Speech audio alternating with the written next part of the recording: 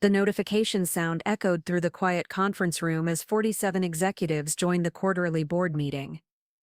What happened next would destroy a billion-dollar company in less than 24 hours. All because someone forgot to mute their microphone. This is the story of how one whispered comment brought down an empire and changed one woman's life forever. I'd love to know which corner of the globe you're watching from, and if this story speaks to you, make sure to subscribe. Tomorrow's video is one you absolutely can't miss. Rachel Martinez had always been an early riser, but on that Tuesday morning in March, she found herself staring at her laptop screen at 5:47 a.m., 3 hours before the quarterly board meeting that would determine the future of Pinnacle Dynamics. The coffee in her ceramic mug had gone cold an hour ago, but she barely noticed. Her mind was consumed with the presentation she'd spent the last 6 weeks perfecting. As the chief technology officer of one of Denver's fastest-growing fintech companies, Rachel had climbed her way to the executive level through sheer determination and an uncanny ability to spot technological trends before they became mainstream. At 34, she was the youngest C-level executive in the company's history, and certainly the only one who had started in the mailroom just 8 years earlier. Pinnacle Dynamics wasn't just any company. Founded in 2018 by CEO Jonathan Blackwood, the firm had revolutionized how small businesses managed their financial operations. Their flagship software, Finance Flow, had captured nearly 30% of the market share in just 4 years. The company employed over 2,000 people across 12 offices, and their IPO the previous year had valued them at $1.2 billion. Rachel's rise within the company had been meteoric. She'd joined as a temporary mail clerk while finishing her computer science degree at night, but her keen eye for inefficiencies had quickly caught the attention of the IT department. Within 6 months, she was writing code. Within 2 years, she was leading development team. By year 4, she was overseeing the entire technology infrastructure that powered their multi-million-dollar operations. Her colleagues respected her technical brilliance, but what they didn't always see was the price she paid for her success. Rachel worked 70-hour weeks regularly, often sleeping in her office during crucial product launches. She'd sacrificed relationships, missed family gatherings, and postponed dreams of travel and adventure. Her entire identity had become intertwined with Pinnacle Dynamics, and she genuinely believed her dedication would be rewarded with continued growth and recognition. The presentation she was reviewing that morning represented months of research and development. Rachel had identified a critical flaw in their current system architecture that, if left unaddressed, could expose the company to significant security vulnerability. More importantly, she'd developed a comprehensive solution that would not only fix the problem, but also improve system performance by 40% while reducing operational costs by 3%. Her proposal involved a complete overhaul of their back-end infrastructure, migrating to a more robust cloud-based system with enhanced encryption protocol. The technical specifications filled 43 pages of detailed documentation, complete with cost-benefit analyses, implementation timelines, and risk assessment. She'd consulted with external security experts, conducted extensive testing on sandbox environments, and even secured preliminary approval from 3 major clients who were eager to beta test the new system. Rachel knew this presentation could be career-defining. The board had been increasingly concerned about cybersecurity threats in the fintech industry, especially after several high-profile breaches had shaken investor confidence. Her solution addressed these concerns, while positioning Pinnacle Dynamics as an industry leader in security innovation. But as she scrolled through her slides, one final time, Rachel couldn't shake the feeling that something was off. Over the past few weeks, she'd noticed subtle changes in how certain colleagues interacted with her. Jonathan Blackwood, who had always been supportive of her initiatives, seemed distant during their recent one-on-one meetings. His responses to her emails had become shorter and more formal. Even Sandra Chen, the chief financial officer who had become something of a mentor, had been avoiding eye contact during team meetings. Rachel tried to dismiss these observations as paranoia brought on by stress and lack of sleep. After all, everyone was feeling the pressure as the company prepared for its first major expansion into European market. The board meeting wasn't just about quarterly results, It was about securing the funding and strategic partnerships necessary to compete with established players like Sage and QuickBooks on a global scale. The conference room where the meeting would take place was located on the 32nd floor of the sleek glass building that housed Pinnacle Dynamics headquarters. Rachel had been in that room countless times, but today felt different. As she gathered her materials and prepared to leave her office, she noticed her hands were trembling slightly. She attributed it to caffeine and nerves, not suspecting that her entire world was about to crumble. The morning sun cast long shadows across the city as Rachel made her way to the elevator. Denver's skyline stretched out below, a testament to the growth and prosperity that had characterized the region's tech boom. Pinnacle Dynamics had been a significant part of that success story, and Rachel had played a crucial role in building the technical foundation that made it all possible. As the elevator climbed toward the 32nd floor, Rachel reviewed her talking points one last time. She would begin by outlining the current security landscape, then present her findings about the vulnerabilities in their existing system. The middle section would detail her proposed solution, complete with visual demonstrations and cost projections. She would conclude by addressing potential concerns and outlining the implementation timeline. The elevator doors opened with a soft chime, and Rachel stepped into the hallway leading to the executive conference room. The space was designed to impress, with floor-to-ceiling windows offering panoramic views of the Rocky Mountains in the distance. Original artwork adorned the walls, and the furniture was a careful blend of modern functionality and timeless elegance. Other executives were already arriving, their conversations a mix of business strategy and casual pleasantries. Rachel recognized most of the faces: board members, department heads, and senior managers who had helped build Pinnacle Dynamics into the powerhouse it had become. She exchanged greetings with several colleagues, noting that their smiles seemed genuine and their responses warm. Jonathan Blackwood arrived precisely at 9 a.m., his presence immediately commanding attention. At 52, he had the bearing of someone accustomed to being the smartest person in the room. His background included successful stints at 3 major financial institutions, and he had a reputation for making bold strategic decisions that consistently delivered results. Under his leadership, Pinnacle Dynamics had exceeded revenue projections for 12 consecutive quarters. As people took their seats around the massive conference table, Rachel felt a familiar surge of adrenaline. This was what she lived for: the opportunity to present innovative solutions to complex problems.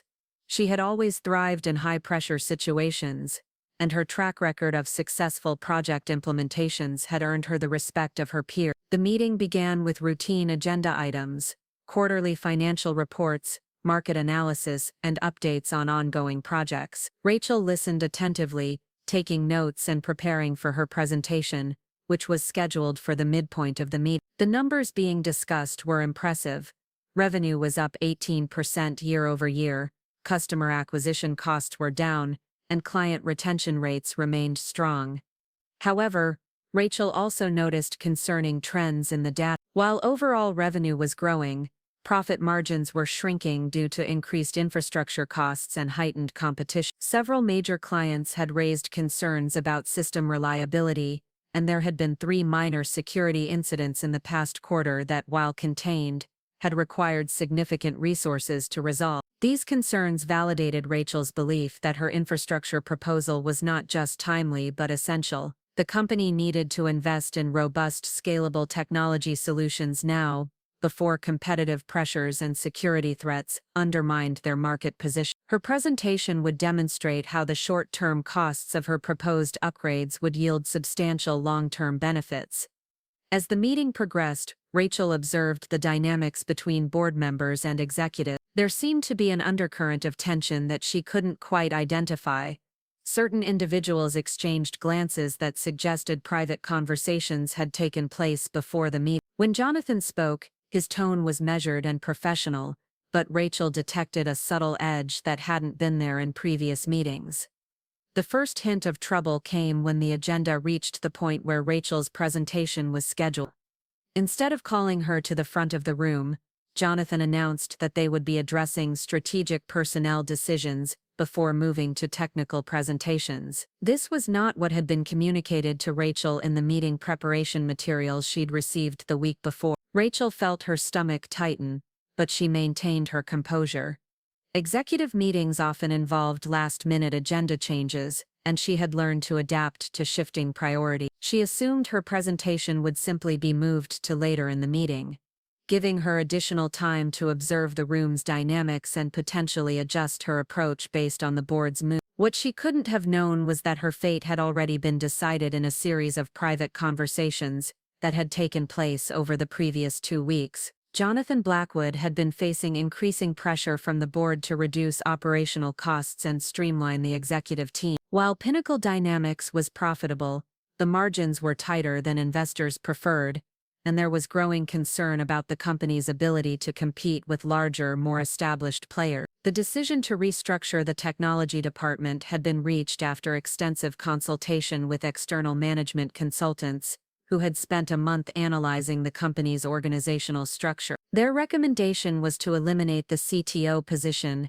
and distribute those responsibilities among existing department heads, thereby reducing executive compensation costs while maintaining operational efficiency. Rachel's impressive track record and undeniable contributions to the company's success had made the decision difficult, but the board ultimately prioritized short-term cost savings over long-term strategic planning. They had concluded that her proposed infrastructure upgrades, while technically sound, represented an unnecessary expense that could be deferred indefinitely. As the meeting continued, Rachel began to sense that something significant was happening around her, but she couldn't identify exactly what it was. Conversations seemed to halt when she approached, and several colleagues avoided making eye contact with her. The feeling of unease that had been building over the past few weeks intensified, but she tried to focus on the business at hand. A lot of love and effort went into bringing this story to life. If you're enjoying it, we'd be so grateful if you'd subscribe to our channel. Now back to where we left off. The discussion had moved to market expansion strategies when Jonathan announced that they would be taking a brief recess. Board members began standing and moving toward the coffee station at the far end of the conference room. Rachel remained seated, reviewing her notes and trying to understand why the meeting's flow seemed so different from previous quarters. It was during this recess that the conversation took place that would change everything. Rachel had stepped out of the conference room to take a phone call from a client, leaving her laptop connected to the Zoom meeting that was broadcasting the session to remote participants. She had muted her microphone before leaving, but her computer remained active at her seat. Jonathan Blackwood, believing that all in-person attendees had left the room and that remote participants had been disconnected during the break, approached the head of the table where his laptop was positioned. He was joined by Sandra Chen and 2 board members, Margaret Walsh and David Rodriguez. What they didn't realize was that the Zoom meeting was still active, and Rachel's laptop was positioned in such a way that their conversation was being transmitted to 17 remote participants. The conversation that followed would be replayed thousands of times across social media platforms, analyzed by business journalists, and cited in legal proceedings. But in that moment, the 4 individuals standing at the head of the conference table believed they were having a private discussion about personnel decisions. Jonathan's voice was barely above a whisper as he leaned toward the group. "We need to handle this carefully. Martinez has been instrumental in our technical development, but the board's position is clear. We can't justify the expense of her proposed upgrades, and we need to reduce executive compensation costs." Sandra nodded grimly. "The severance package we discussed should cushion the blow. 6 months' salary plus continuation of benefits. It's generous considering the circumstances." Margaret Walsh, who had joined the board 6 months earlier, expressed concern about the optics of the decision. She's been with the company for 8 years and has an excellent reputation in the industry. This could generate negative publicity if not handled properly. David Rodriguez, the board's chairman, was more direct. "The decision has been made. We're not running a charity here. The company needs to prioritize shareholder value, and that means making tough choices about personnel costs." It was then that Jonathan spoke the words that would destroy not just Rachel's career, but the entire company. Frustrated by the continued discussion about a decision he considered final, he leaned closer to the group and said, "Look, we've been over this repeatedly. Fire her. Just fire her and move on. The technology department can function without a dedicated CTO, and we'll save $340,000 annually in salary and benefits." The words hung in the air for a moment before Sandra noticed something that made her blood run cold. The green light on Jonathan's laptop indicated that the Zoom meeting was still active, and the participant count showed 18 people connected. She immediately gestured toward the screen, her face pale with realization. Jonathan looked at his laptop and saw what Sandra had seen. The meeting was live, and his whispered comment about firing Rachel had been transmitted to 17 remote participants, including clients, investors and board members from other companies. The chat function was already exploding with shocked reactions and confused questions. The silence in the conference room was deafening as the four executives realized what had just happened. Years of careful reputation management and strategic communication had been destroyed in a single moment of carelessness. The conversation that was meant to be private had become public in the most damaging way possible.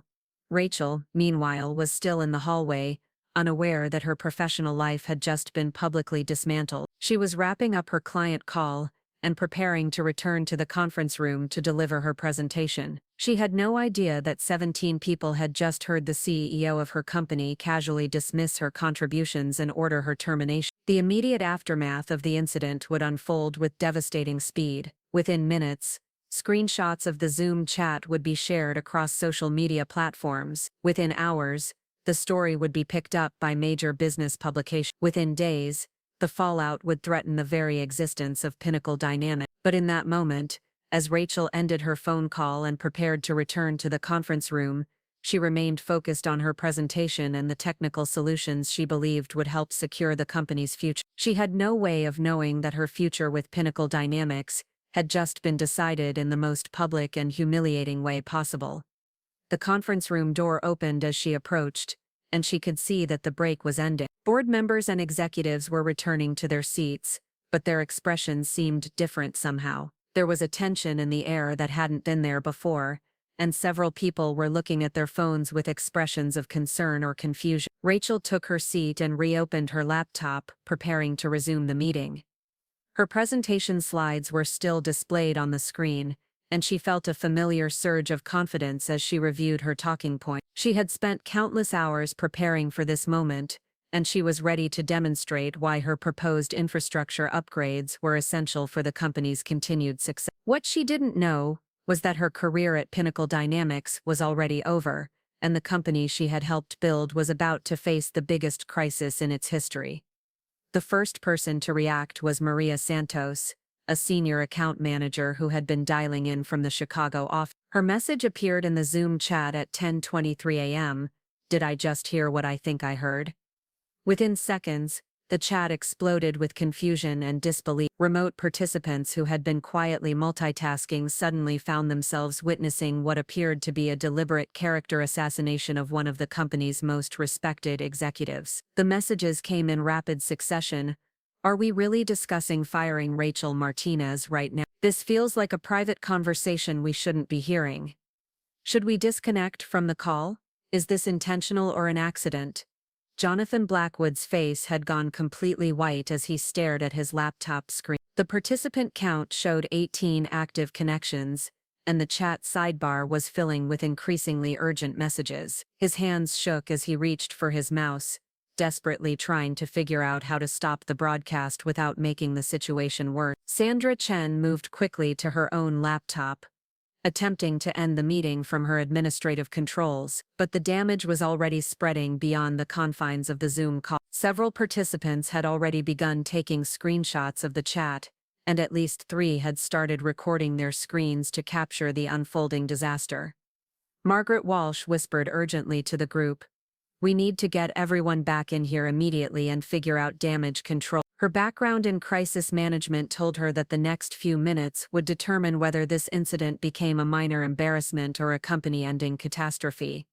David Rodriguez, meanwhile, was already calculating the potential financial implications. As chairman of the board, he had seen companies destroyed by far less significant public relations disaster. The combination of employment discrimination concerns, breach of executive privacy, and the appearance of callous disregard for a valued employee created a perfect storm of legal and reputational risk. Rachel was still in the hallway, Completely unaware of the chaos unfolding in the conference room, she had finished her client call and was reviewing her presentation notes one final time. The client had actually complimented Pinnacle Dynamics on their recent system improvements, specifically mentioning enhanced security features that Rachel had implemented 6 months earlier. The positive feedback had boosted her confidence, and she felt ready to deliver the presentation that could shape the company's technological future. As she approached the conference room, Rachel noticed that several people were standing near the entrance, speaking in hushed tones. Their body language suggested urgency, and she could see that some were holding their phones, apparently engaged in intense text message conversations. The atmosphere felt charged with tension, like the moments before a thunderstorm. Jessica Liu, the head of human resources, was the first to notice Rachel's approach. Her expression shifted from concern to something that looked almost like panic. Jessica had built her career on maintaining professional composure in difficult situations, but the current circumstances were unlike anything she had encountered in her 15 years with the company. "Rachel," Jessica said, her voice carefully controlled, "could I speak with you privately for a moment?" The request seemed odd, given that the board meeting was scheduled to resume in just a few minutes. Rachel had never known Jessica to pull executives aside during important meetings, unless there was an emergency. But she agreed, following Jessica to a smaller conference room down the hall. What Rachel didn't realize was that Jessica had been frantically texting with Sandra Chen, trying to develop a strategy for handling the situation. The Human Resources Department had protocols for terminating employees, but those procedures assumed privacy and careful timing. The current situation was unprecedented, and Jessica was operating without a playbook. As they entered the smaller conference room, Jessica closed the door and turned to face Rachel. Her hands were clasped tightly in front of her, and she seemed to be struggling to find the right word. The silence stretched uncomfortably before Jessica finally spoke. "Rachel, I need to ask you something, and I need you to be completely honest with me. Have you been experiencing any issues with your laptop or your Zoom connection today?" The question was so unexpected that Rachel wasn't sure how to respond. She had been using her laptop all morning without any problems, and her connection to the meeting had been stable. "No, everything seems to be working fine. Why do you ask?"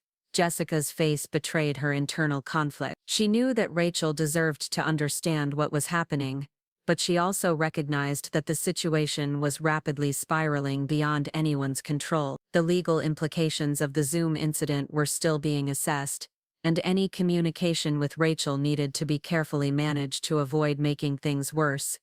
"There's been a technical issue with the meeting," Jessica said carefully. "We're working to resolve it, but it may impact the schedule for presentations today." Rachel felt a sinking sensation in her stomach. She had prepared extensively for this presentation, and any delay could affect the board's decision-making process. "What kind of technical issue? Is there anything I can do to help troubleshoot?" The irony of the situation wasn't lost on Jessica.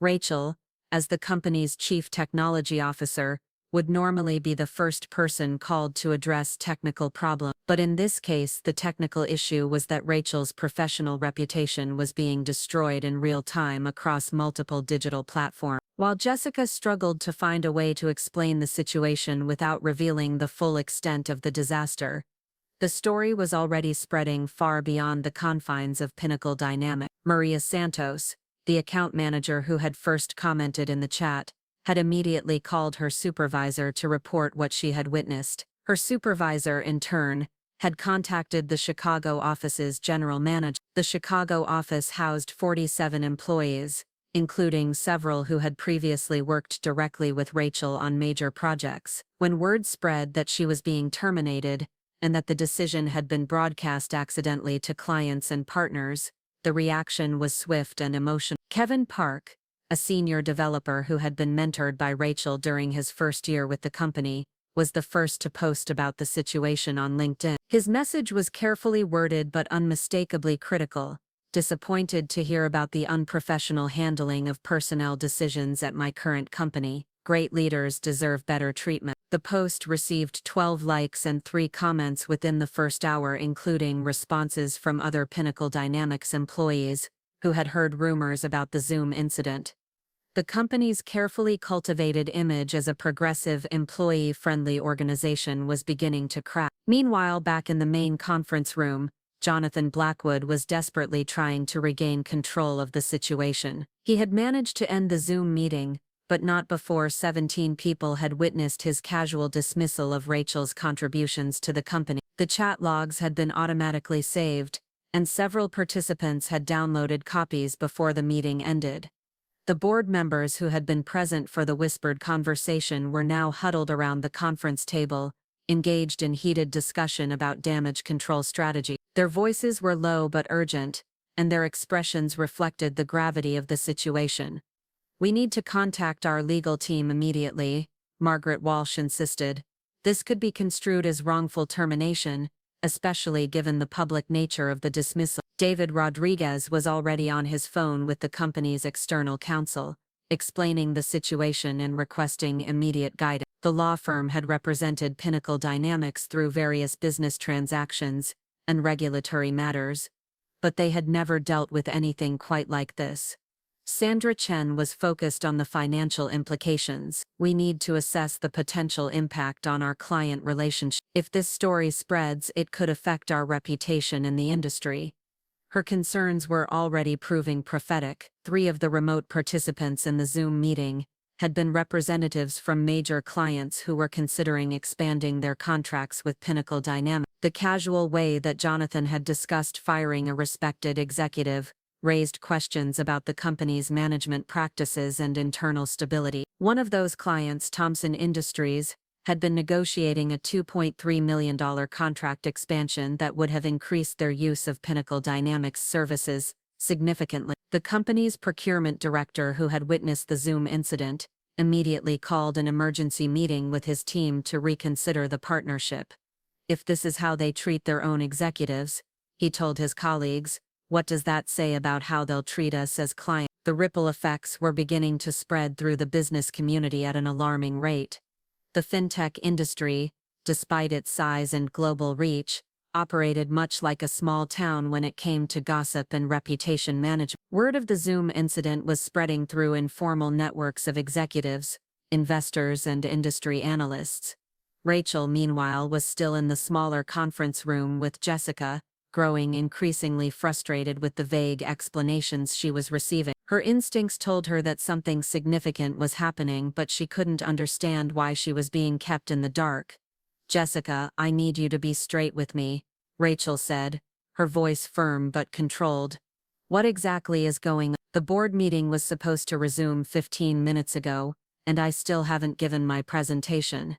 Jessica realized that she could no longer avoid telling Rachel at least part of the truth. The situation had progressed beyond the point where it could be managed through careful communication and strategic delays. Rachel was going to learn what had happened, and it would be better for everyone if she heard it from someone who could provide context and support. "Rachel, there was an incident during the meeting break. A conversation that was meant to be private was accidentally broadcast to the remote participants." The words hit Rachel like a physical blow. She immediately understood the implications, even without knowing the specific detail. In the world of corporate communications, accidental broadcasts were the stuff of nightmares.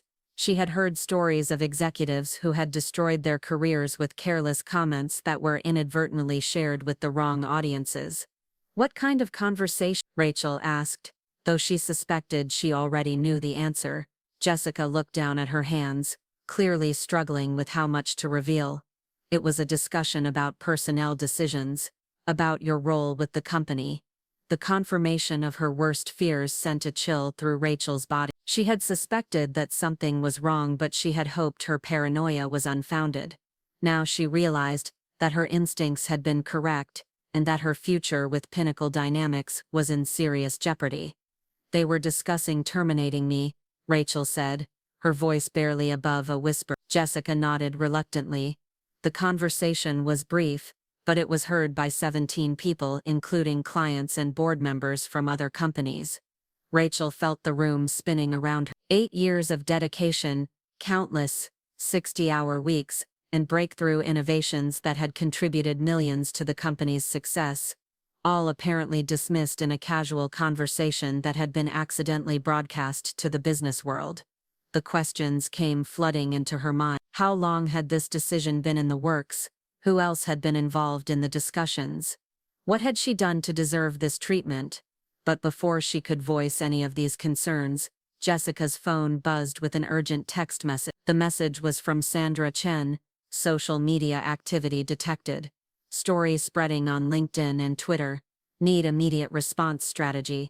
Jessica's face went pale as she read the message. The situation was escalating beyond the company's ability to contain it, and Rachel was about to become the center of a very public controversy about corporate ethics and employee rights. "Rachel," Jessica said, her voice heavy with regret, "I think you need to know that this story is starting to spread beyond the company. People are talking about it on social media." The final piece of the puzzle clicked into place for Rachel. She wasn't just being terminated, she was being publicly humiliated in the process. The conversation that had been meant to be private was now public knowledge, and her professional reputation was being damaged in real time. Rachel stood up from her chair, her composure finally beginning to crack. "I need to see what's being said." Jessica hesitated, knowing that showing Rachel the social media posts would only make the situation more painful, but she also recognized that Rachel had a right to know how her career was being discussed in public forums. Together they looked at Jessica's phone screen as she navigated to LinkedIn. The posts were already multiplying, with current and former employees sharing their own experiences and opinions about the situation. The comments ranged from supportive to critical, but all of them were focused on Pinnacle Dynamics and the way Rachel had been treated. Rachel read the posts in silence, her face growing more composed with each passing moment. The initial shock was giving way to a different emotion, determination. She had built her career on solving complex problems under pressure, and this situation, while devastating, was simply another challenge to be addressed systematically. "Want to speak with Jonathan directly," Rachel said, her voice steady and professional. Jessica looked uncertain. "Rachel, I'm not sure that's the best idea right now. The situation is very fluid, and emotions are running high." But Rachel had already made up her mind. She had spent 8 years contributing to Pinnacle Dynamics' success, and she deserved an explanation for why her career was being ended in such a public and humiliating manner. More importantly, she needed to understand her options for protecting her professional reputation and financial security. The conversation that was about to take place would determine not just Rachel's immediate future, but the fate of Pinnacle Dynamics itself. The company that had started the day as a successful, growing business was now facing the biggest crisis in its history. The decisions made in the next few hours would have consequences that would reverberate through the industry for years to come. As Rachel walked back toward the main conference room, she had no idea that her confrontation with Jonathan Blackwood would be recorded by multiple people, shared across social media platforms, and ultimately contribute to the complete collapse of a billion-dollar company. She was simply a professional woman seeking answers about why her career had been destroyed in the most public way possible. The stage was set for a confrontation that would expose the deeper problems within Pinnacle Dynamics and ultimately lead to one of the most spectacular corporate failures in the history of the fintech industry. The conference room fell silent as Rachel pushed open the heavy glass door. Every conversation stopped mid-sentence, and all eyes turned toward her as she entered the space where her career had been publicly dismantled just 30 minutes earlier. The executives who had been engaged in heated damage control discussions suddenly found themselves face to face with the woman whose professional life they had just destroyed. Jonathan Blackwood looked up from his laptop, his face cycling through a series of emotions: surprise, guilt, defiance, and something that might have been fear. He had been dreading this moment since Jessica had texted to inform him that Rachel knew about the incident. Now, confronted with the reality of facing someone whose trust he had betrayed so spectacularly, he seemed to shrink into his chair. "Rachel," he began, his voice lacking its usual commanding tone, "I think we need to discuss this situation privately." "No," Rachel replied, her voice carrying across the room with surprising strength. "I think we've had enough private discussions for one day, don't you?" The other executives exchanged uncomfortable glances. Margaret Walsh attempted to diffuse the tension by suggesting they all take another break, but Rachel held up her hand to stop her.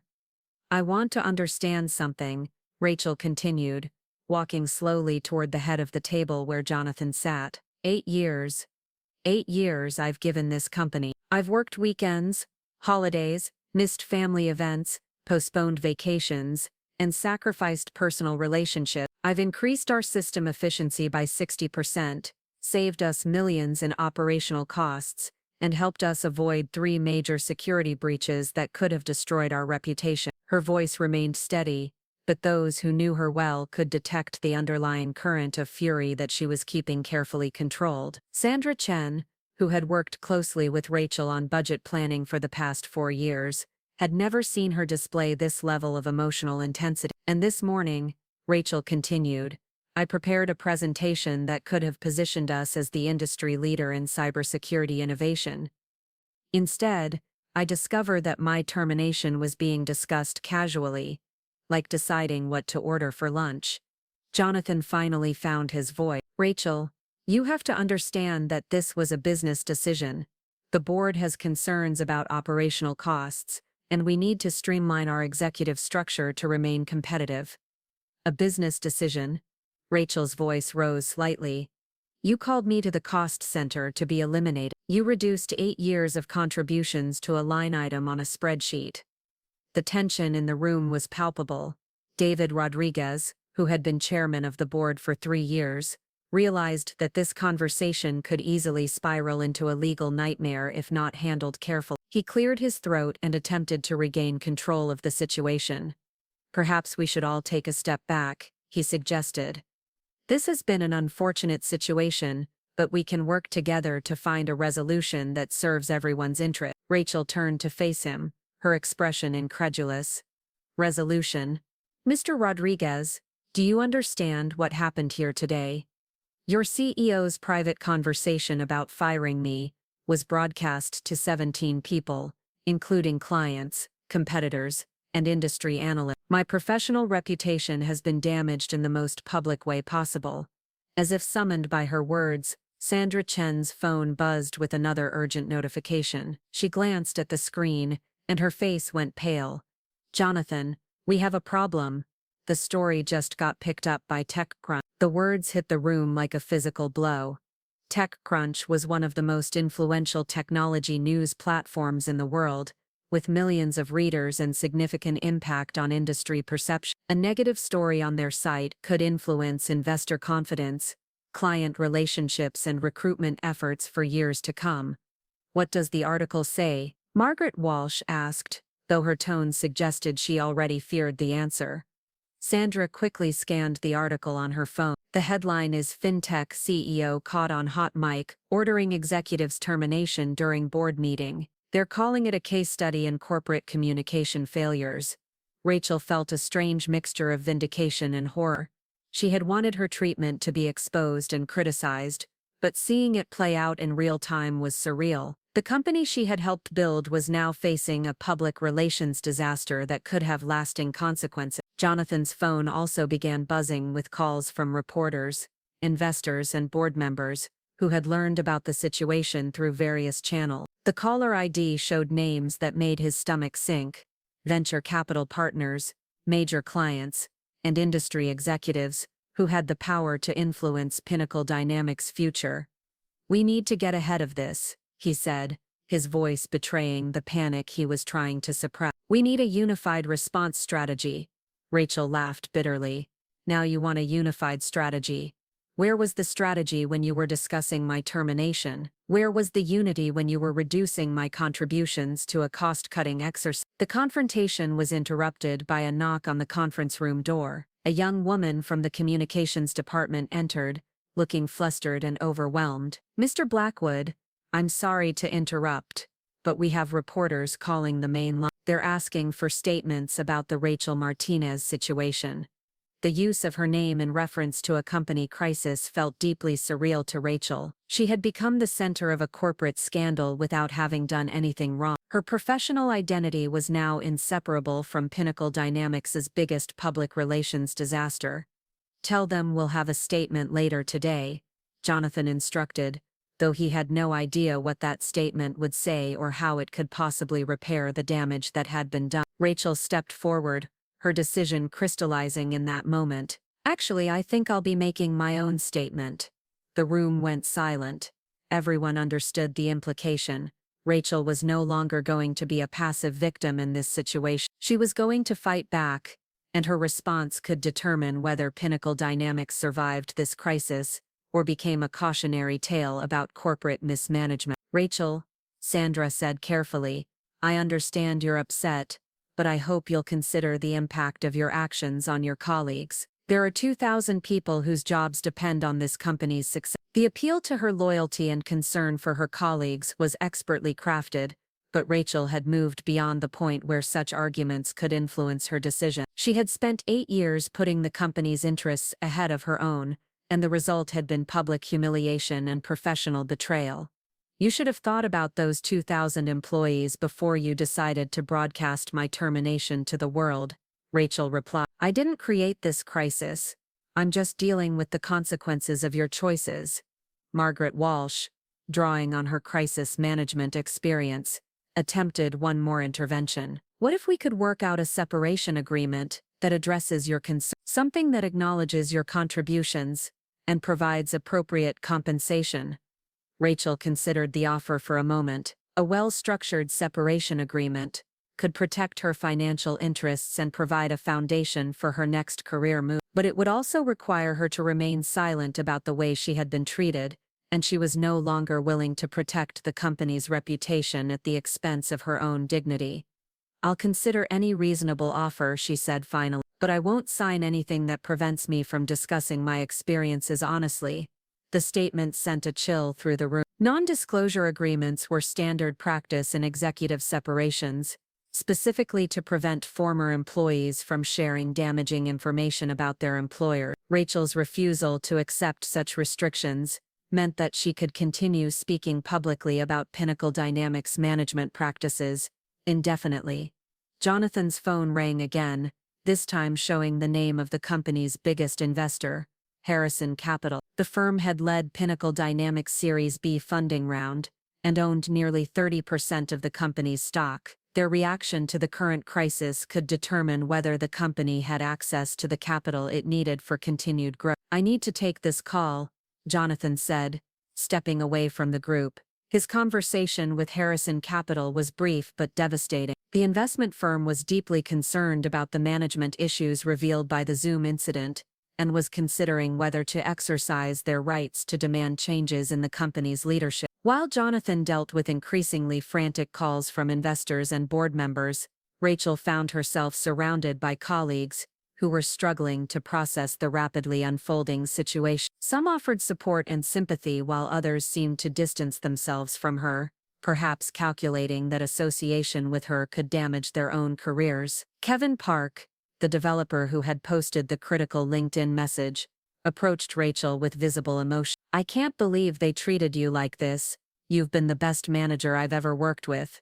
His words were echoed by several other technical staff members who had worked directly with Rachel over the year. Their genuine affection and respect provided some comfort amid the chaos, but it also highlighted the human cost of the corporate machinations that had led to this moment.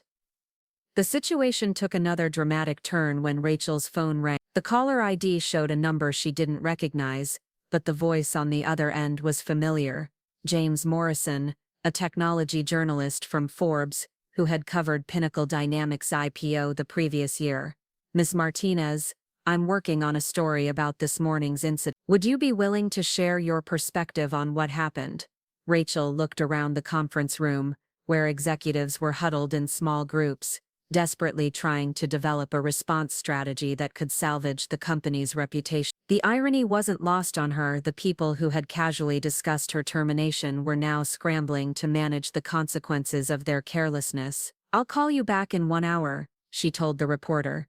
The decision to speak with Forbes represented a point of no return. Once her perspective was published in a major business publication, there would be no possibility of quietly resolving the situation through private negotiations. The story would become part of the permanent record of corporate America's most spectacular communication failure. Jonathan finished his call with Harrison Capital and returned to the group, his face showing the strain of the past hour. They're calling an emergency board meeting for tomorrow morning. They want a full explanation of what happened and a detailed plan for addressing the situation. The news sent another wave of panic through the room.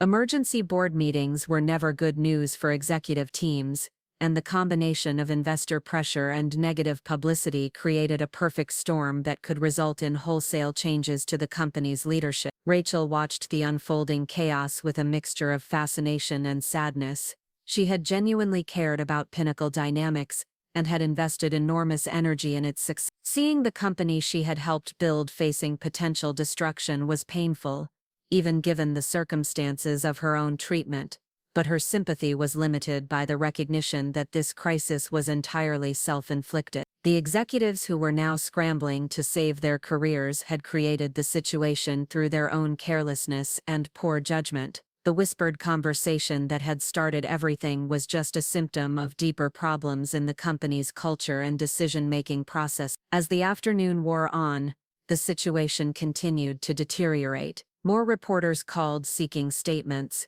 social media discussions intensified, and several major clients reached out to express concerns about the company's stability. The stock price, which had been relatively stable throughout the morning, began to decline as investors processed the implications of the crisis. Rachel spent the time reviewing her options and preparing for her conversation with the Forbes reporter. She had decided to tell her story completely and honestly, regardless of the consequences for Pinnacle Dynamics. The company had chosen to sacrifice her career for short-term cost savings, and she was no longer willing to protect their interests at the expense of her own. The conference room gradually emptied as executives dispersed to deal with various aspects of the crisis. Phone calls needed to be made, statements needed to be drafted, and legal counsel needed to be consulted. The routine quarterly board meeting had transformed into a company-wide emergency response operation. By 3:00 p.m., only Rachel, Jonathan, and Sandra remained in the conference room. The three people who had been central to the morning's disaster were now left to confront the reality of what their actions had unleashed.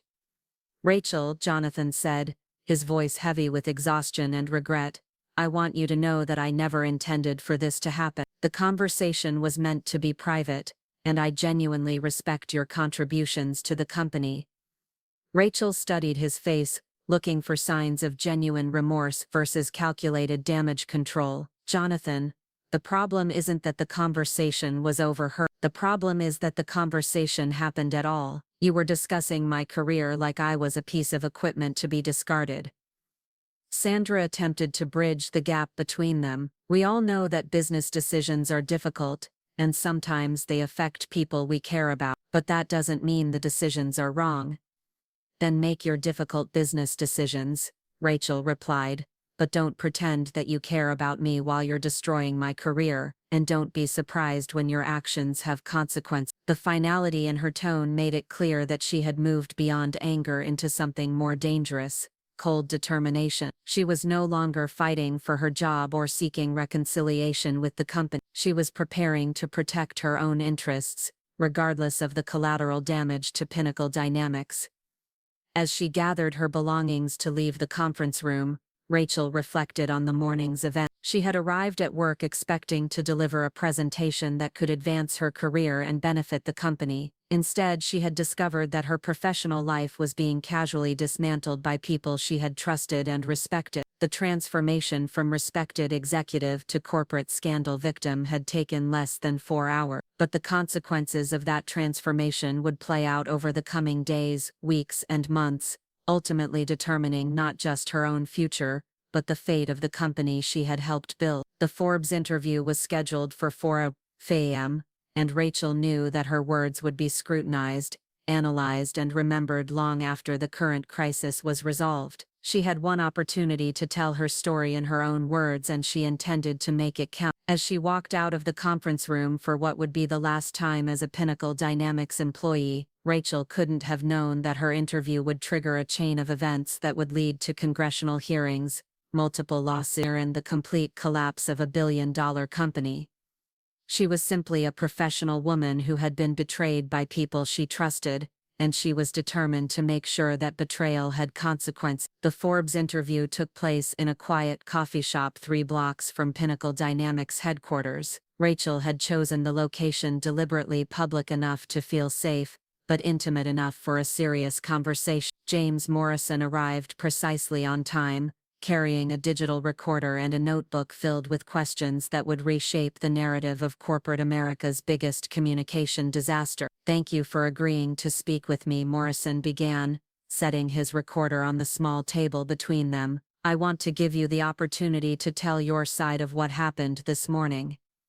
Rachel had spent the previous hour mentally preparing for this moment. She understood that every word would be scrutinized, quoted, and potentially used against her in legal proceedings, but she also recognized that this interview represented her only chance to control the narrative surrounding her termination and the company's crisis. "I want to be clear about something from the start," Rachel said, her voice steady despite the emotional turmoil of the day. "I'm not speaking out of anger or revenge. I'm speaking because what happened today reveals serious problems with how executives treat employees when they think no one is watching." Morrison nodded, already recognizing that this interview would be more substantive than the typical corporate scandal soundbite. Rachel wasn't just a disgruntled employee seeking attention. She was a seasoned executive with deep knowledge of the industry and a compelling story to tell. The interview lasted 90 minutes, covering everything from Rachel's rise within the company to the specific details of the morning's Zoom incident. She provided context about the technical innovations she had developed, the cost savings she had generated, and the security improvements that had protected the company from cyber threats. Most importantly, she addressed the casual nature of the conversation that had destroyed her career. "What struck me wasn't just that they were discussing my termination," she explained. "It was how they discussed it, like I was a piece of office equipment that could be replaced or discarded without consideration for the human impact." While Rachel was sharing her story with Forbes, the crisis at Pinnacle Dynamics was intensifying exponentially. The TechCrunch article had been shared thousands of times across social media platforms, generating discussions about corporate culture, executive accountability, and employee rights that extended far beyond the technology industry. The hashtag Zoomgate had emerged organically on Twitter, with current and former corporate employees sharing their own stories of workplace mistreatment and executive misconduct. What had started as a story about one company's communication failure had evolved into a broader conversation about power dynamics in corporate America. Jonathan Blackwood was discovering the true cost of modern corporate scandal. Unlike scandals from previous decades, which could sometimes be contained through careful media management and strategic silence, the digital age meant that negative stories could spread globally within hours and persist indefinitely in search results and social media archives. By 5:00 p.m., the story had been picked up by major news outlets, including CNN Business, The Wall Street Journal, and CNN. Each publication brought its own angle to the story, but all focused on the same basic narrative. A successful technology executive had been publicly humiliated by careless executives who forgot they were being recorded. The financial markets were beginning to react as well. Pinnacle Dynamics stock, which had opened the day at 47.23s, had fallen to 41.18 by market close, a decline of nearly 13%. More concerning for the company's leadership was the trading volume, which suggested that institutional investors were actively reducing their position. Harrison Capital, the company's largest investor, called another emergency meeting for 6:00 p.m. The private equity firm's managing partner, Elizabeth Harper, had built her reputation on identifying promising technology companies and helping them scale successfully. The Zoom incident represented exactly the kind of management failure that could destroy years of careful growth and strategic planning. "This isn't just about one employee or one conversation," Harper told Jonathan during their video call. "This is about fundamental questions regarding your leadership team's judgment and professionalism. Our limited partners are already asking difficult questions about our investment thesis." The conversation with Harrison Capital revealed the broader implications of the crisis. Pinnacle Dynamics wasn't just facing a public relations problem, they were confronting a potential collapse of investor confidence that could affect their ability to access capital markets, attract talent, and maintain strategic partnerships. Meanwhile, the company's legal team was working frantically to assess potential liabilities stemming from the incident. Employment law attorney Patricia Williams had been retained to review the circumstances of Rachel's termination and advise on potential wrongful termination claims. The problem isn't just the termination itself, Williams explained to the executive team during an emergency conference call. The problem is the public nature of the discussion and the appearance of callous disregard for the employee's contribution. A jury would likely find the conduct unprofessional, regardless of whether it was technically legal. The legal analysis revealed multiple areas of vulnerability.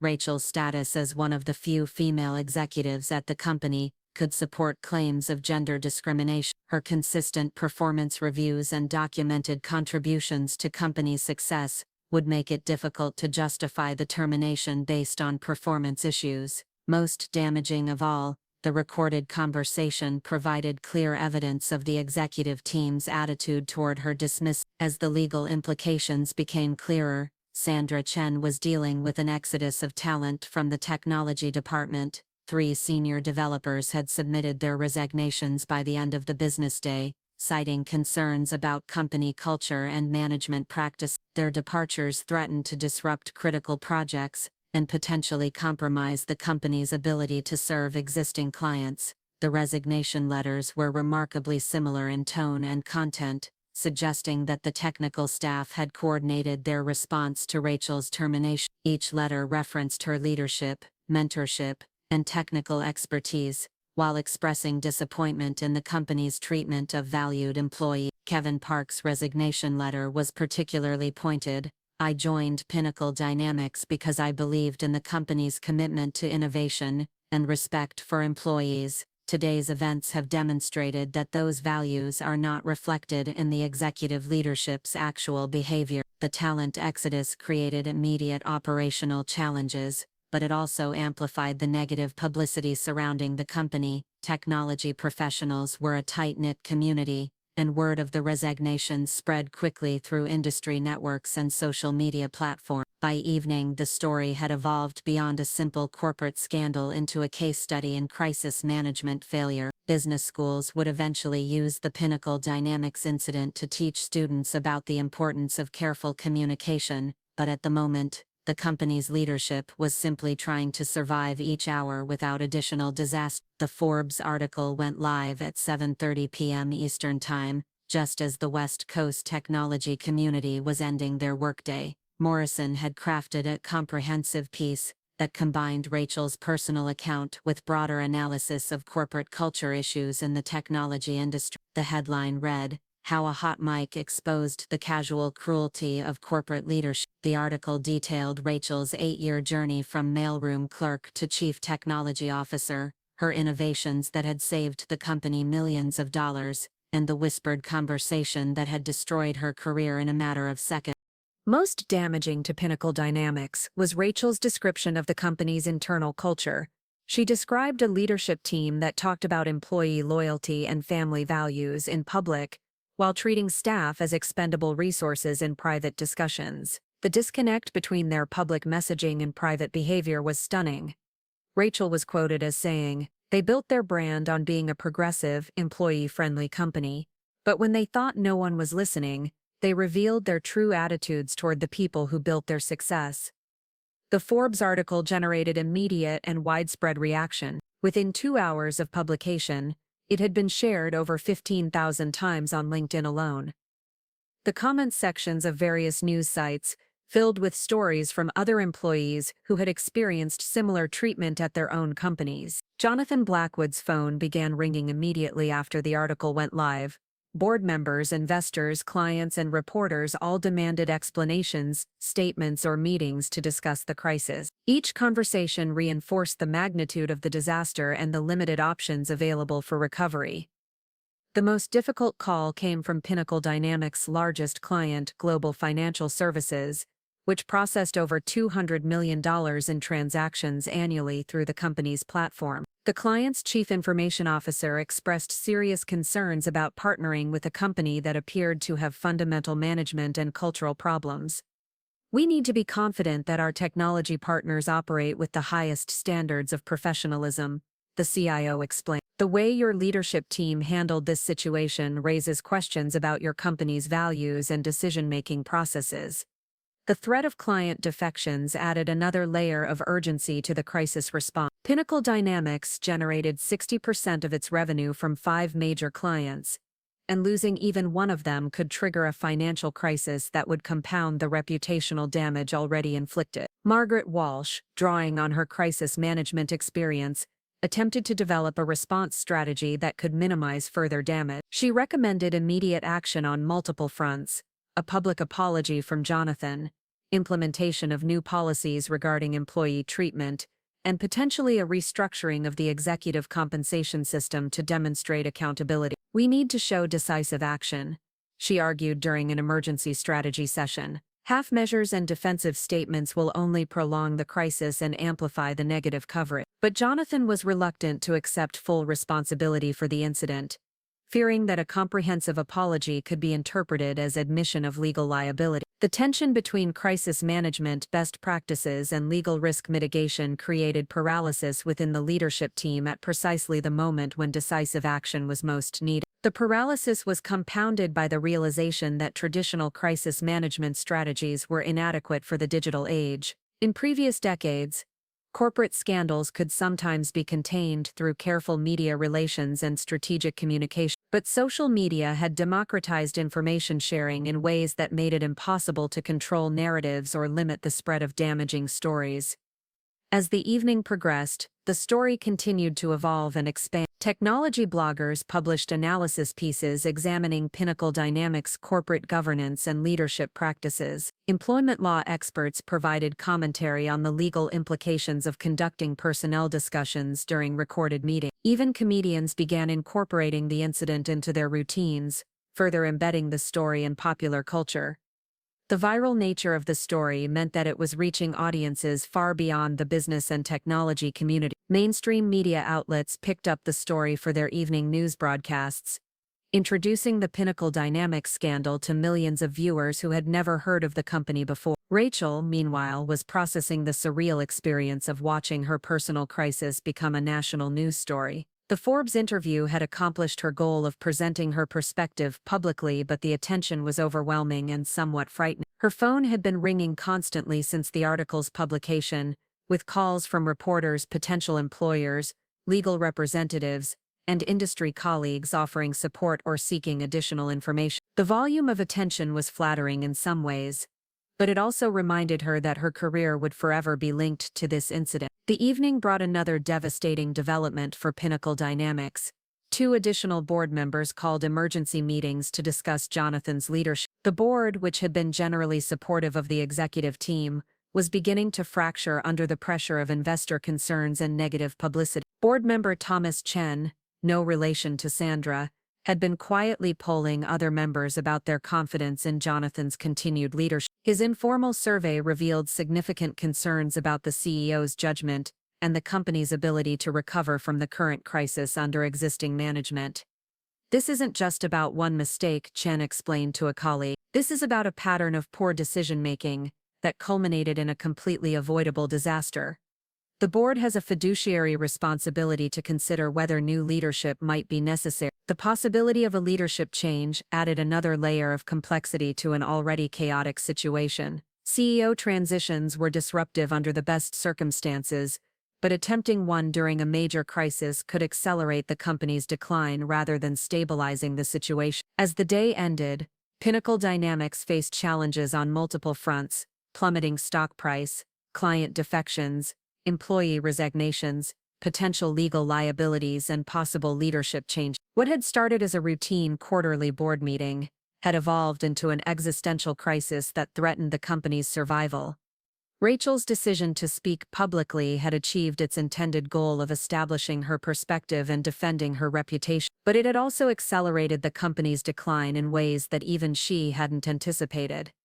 The forces that had been unleashed by the morning Zoom incident were now beyond anyone's ability to control, and the ultimate consequences remained unknown. The stage was set for a confrontation between Rachel's determination to protect her career and the company's desperation to survive the crisis it had created. The outcome would determine not just the fate of Pinnacle Dynamics, but also establish precedents for how corporate scandals unfold in the digital age. 3 weeks after the Zoom incident that would forever be known as Zoomgate, Rachel Martinez sat in a congressional hearing room, preparing to testify before the House Subcommittee on Digital Technology and Innovation. The mahogany-paneled chamber was packed with reporters, congressional staff, and observers who had come to witness what many considered the most significant corporate accountability hearing since the Enron scandal. The transformation from dismissed employee to congressional witness had been swift and unexpected. Representative Patricia Williams of California, who chaired the subcommittee, had seized on the Pinnacle Dynamics scandal as an opportunity to examine broader issues of corporate governance,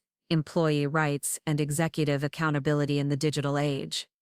Ms. Martinez, Representative Williams began, "Your experience has highlighted serious concerns about how corporate executives conduct themselves when they believe their conversations are private. Can you describe the culture that enabled such casual disregard for employee dignity?" Rachel had spent countless hours preparing for this moment, working with employment rights, attorneys, and congressional staff to ensure her testimony would be both legally sound and substantively meaningful. She understood that her words would influence not just public opinion but potentially future legislation regarding corporate behavior and employee protections.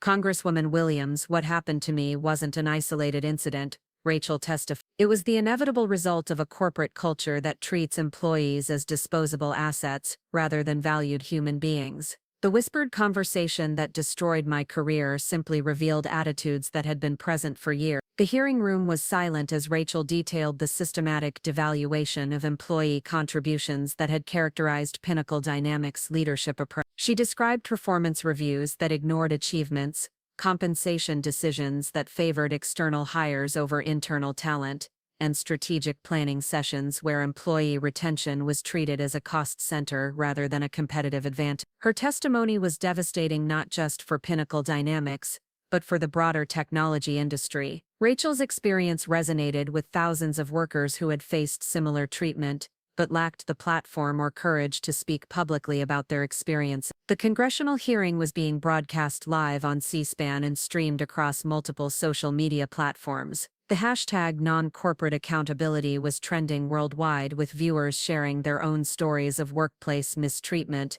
and executive misconduct. Jonathan Blackwood was scheduled to testify later that afternoon, but his appearance would be largely ceremonial. By the time Rachel finished her testimony, Pinnacle Dynamics had effectively ceased to exist as a functioning company.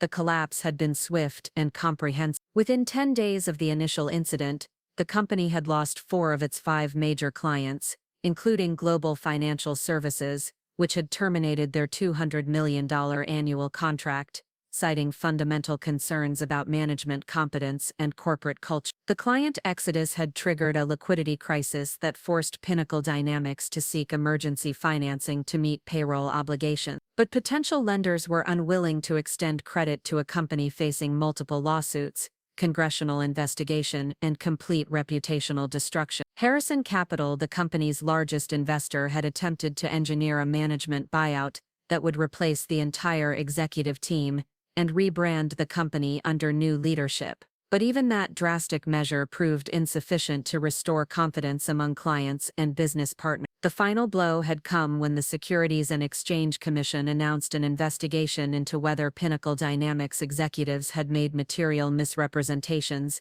to investors about the company's management practices and corporate culture. The SEC inquiry effectively froze the company's access to capital markets and made any recovery scenario impossible. Rachel's legal team had negotiated a settlement that provided her with 18 months of severance pay, continuation of benefits, and most importantly, complete freedom to discuss her experiences without restriction. The settlement also included a formal apology from the board of directors, acknowledging that her treatment had been inconsistent with the company's stated values and professional standards. But the financial compensation was secondary to the broader impact of her decision to speak publicly. Rachel had become an inadvertent symbol of employee rights and corporate accountability, receiving dozens of job offers from companies eager to demonstrate their commitment to progressive workplace culture. The most appealing offer had come from Meridian Technologies, a mid-sized software company based in Austin, Texas. The company's CEO, Maria Rodriguez, had built her reputation on creating inclusive, employee-centered workplace cultures that consistently ranked among the best in the industry. "We're not just offering you a job," Rodriguez had explained during their initial conversation. "We're offering you the opportunity to help us build the kind of company that treats employees the way Pinnacle Dynamics should have treated you." Rachel's new role as Chief Innovation Officer would involve developing emerging technologies, while also serving as a cultural ambassador for employee empowerment and executive accountability. The position represented not just career advancement, but the chance to transform her negative experience into positive change for future employees. The congressional hearing also featured testimony from workplace culture experts, employment law attorneys, and other corporate executives who had faced similar scandals. Their collective testimony painted a picture of systemic problems within corporate America that extended far beyond any single company or incident. Amanda Foster, an organizational psychology professor from Stanford University, provided academic context for Rachel's experience. "What we witnessed at Pinnacle Dynamics represents a broader cultural problem where executives lose sight of their employees' humanity. When leaders begin treating people as line items on a budget rather than individuals with families, aspirations, and dignity, organizational failure becomes inevitable." The hearing also explored the role of technology in both creating and exposing corporate accountability problems. The same digital tools that had accidentally broadcast Jonathan's whispered comment were also enabling unprecedented transparency and immediate consequences for executive misconduct.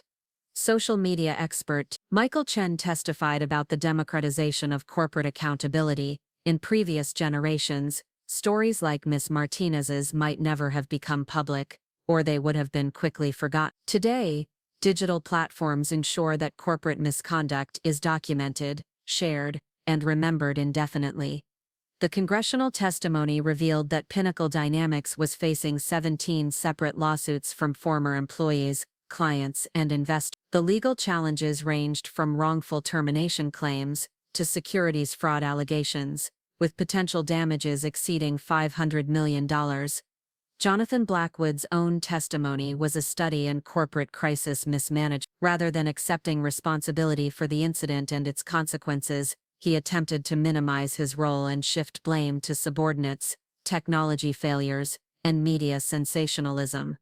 "The conversation that has been so widely discussed was taken out of context," Blackwood testified. "It was a brief comment during a stressful situation, not a reflection of my personal values or the company's commitment to its employees." His defensive approach only amplified the negative reaction from congressional members, legal experts, and public observers. Representative James Thompson of Texas was particularly critical. "Mr. Blackwood, you seem to believe that the problem was that your conversation was overheard, rather than that the conversation took place at all. That attitude explains why your company collapsed so completely." The hearing also featured a surprise appearance by Kevin Park, the developer who had resigned immediately after Rachel's termination. His testimony provided an insider perspective on the company's culture and the impact of the scandal on rank-and-file employees. "Ms. Martinez wasn't just our CTO," Park testified. "She was our mentor, our advocate, and our shield against exactly the kind of callous management that ultimately destroyed her career." When the executives casually discussed firing her, they weren't just attacking one person, they were attacking everything we had worked to build together. Park's emotional testimony highlighted the human cost of corporate scandals that extended far beyond executive boardrooms and stock prices. The collapse of Pinnacle Dynamics had resulted in nearly 2,000 job losses, affecting families and communities throughout the Denver metropolitan area. The congressional hearing concluded with Representative Williams announcing plans for comprehensive legislation addressing corporate governance, employee rights, and executive accountability. The proposed Corporate Transparency and Employee Protection Act would require companies to implement specific policies protecting employees from retaliation and ensuring that personnel decisions are made through documented, professional processes. Ms. Martinez's experience cannot be allowed to become the norm in American business, Williams declared. We must ensure that corporate executives understand their responsibilities to treat employees with dignity and respect, regardless of whether they believe their conversations are private. Rachel's final testimony moment came when Representative Williams asked her what she hoped would result from her decision to speak publicly about her experience. I hope that other employees facing similar situations will know they have options, Rachel replied. I hope that executives will think twice before treating their workers as disposable assets, and I hope that companies will realize that their true competitive advantage comes from empowering and respecting the people who create their success. The hearing ended with sustained applause from the gallery, an unusual display of emotion in the typically formal congressional setting. Rachel's transformation from corporate victim to public advocate had resonated with millions of workers who had faced similar challenges but lacked the platform or courage to speak out. In the months following the congressional hearing, Rachel's story continued to influence corporate behavior and public policy. Business schools began incorporating the Pinnacle Dynamics case study into their curricula, teaching future executives about the importance of ethical leadership and professional communication. The incident also sparked broader conversations about workplace culture, executive accountability, and the role of technology in modern corporate governance. Companies across multiple industries implemented new policies designed to prevent similar scandals and demonstrate their commitment to employee welfare. Rachel's new position at Meridian Technologies allowed her to channel her experience into positive change. She developed innovative programs for employee empowerment, executive accountability, and transparent communication that became models for other companies seeking to build more ethical workplace culture. 6 months after the congressional hearing, Rachel published a memoir titled The Hot Mic Heard Round the World: A Journey from Corporate Victim to Change Agent. The book became a bestseller and further solidified her reputation as a leading voice for employee rights and corporate reform. The book's final chapter reflected on the unexpected trajectory that had transformed her from a dismissed employee into a national symbol of workplace dignity. I never wanted to become the poster child for corporate accountability. I just wanted to do my job and contribute to something meaningful, but sometimes the most important battles choose us, rather than the other way around. Pinnacle Dynamics officially filed for bankruptcy 8 months after the Zoom incident, marking the end of what had once been considered one of the most promising companies in the fintech industry. The bankruptcy proceedings revealed additional evidence of management's conduct and cultural problems that had been hidden from public view during the company's growth phase. Jonathan Blackwood faced multiple criminal investigations related to his conduct as CEO, though he ultimately avoided prosecution by cooperating with federal authorities and paying substantial fines. His career in corporate leadership effectively ended, and he eventually moved to a small consulting firm specializing in crisis management, an ironic career transition given his role in creating one of the most spectacular corporate crises in recent memory. The other executives involved in the whispered conversation faced varying consequences. Sandra Chen found new employment with a smaller financial services company, though at a significantly reduced salary and with limited responsibility. Margaret Walsh returned to her consulting practice, but struggled to attract clients given her association with the Pinnacle Dynamics scandal. The broader technology industry learned important lessons from the incident about the risks of careless communication and the importance of maintaining professional standards, even in supposedly private conversations.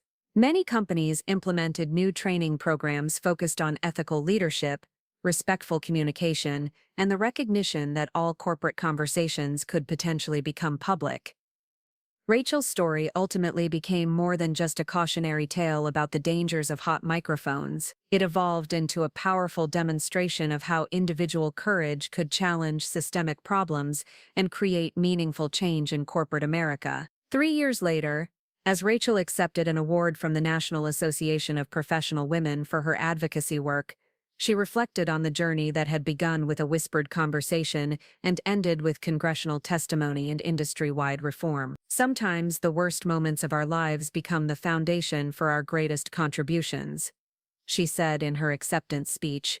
The executives who tried to dismiss me as a cost center unknowingly gave me the platform to advocate for millions of workers who deserved better treatment. The Pinnacle Dynamics scandal serves as a permanent reminder that in the digital age, there are no truly private conversations for corporate leaders. More importantly, it demonstrates that individual courage and determination can overcome even the most powerful corporate interests when injustice is exposed to public scrutiny. Rachel Martinez's transformation from victim to victor proves that sometimes the most meaningful victories come from the most unexpected defeats. Her story continues to inspire employees, educate executives, and influence policymakers who are working to build a more ethical and accountable corporate culture for future generations. The lesson of Zoomgate remains clear.